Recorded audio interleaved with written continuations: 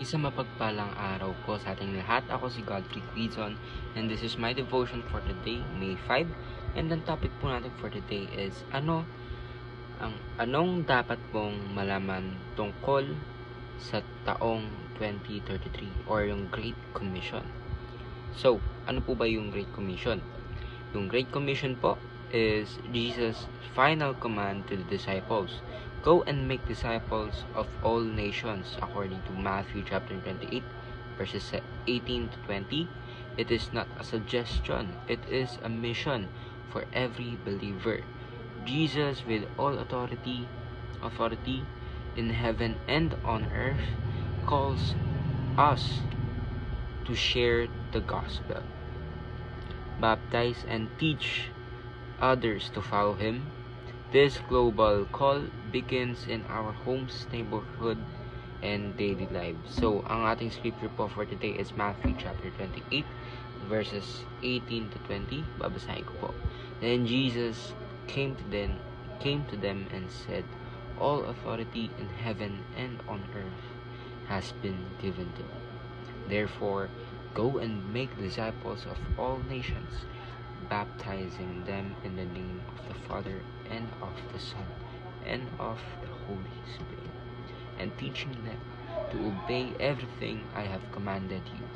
And surely I am with you always, the very end of the age. So, ano po bang meron sa 2033? So, 2033 will celebrate the 2,000 years of our Lord's ministry, yung salvation na binigay po sa atin ng ating Panginoon, yung paghihirap dinanas ng ating Panginoon in order for us to be saved, diba? So 2,000 years ago, ang ating Panginoon sa Kristo ay sinimulan ng kanyang ministry in the age of 33 years old. So doon po nagsimula yung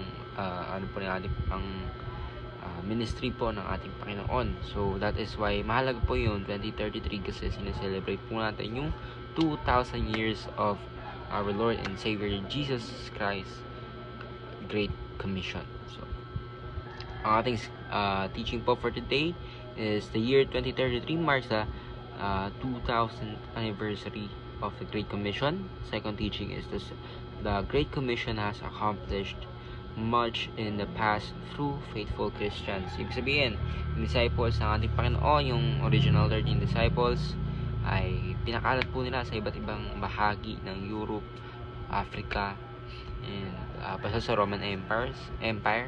So that is why talagang lumaki or lumaganap po yung gospel or yung mabuting balita, yung salvation ng ating Panginoon. So that is why nakarating din po sa Pilipinas ito, 'di ba?